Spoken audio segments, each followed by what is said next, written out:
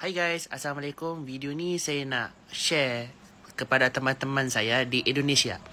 Kalian harus berbangga sih.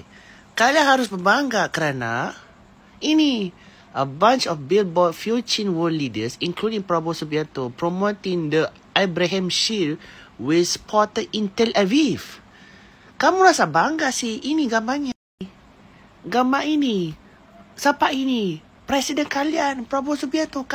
Kalian harus berbangga sih. Kalian harus berbangga. Saya sebagai orang Malaysia berasa cemburu banget sama kalian. Kerana mereka puji dengan ucapan Presiden Bapak Prabowo.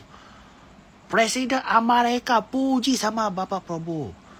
Bukan itu saja. Bahkan yang ini pun satu dunia kenal. Saya berasa cemburu sih.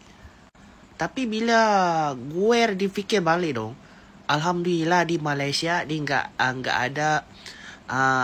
ada kedutaannya, enggak ada, Malaysia menolak sekeras-kerasnya negara haram jadah itu.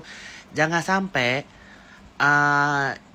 di masa hadapan akan ada kedutaan di sana di Indonesia. Kan kalian sungguh enggak?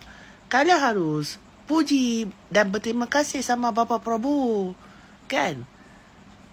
Tapi nasib baiklah di Malaysia tak macam tu kan. Kalau tak, habislah. So, kepada teman-teman Indonesia sekalian, kalian harus berbangga enggak? Cuba komentar. Itu saja. Assalamualaikum.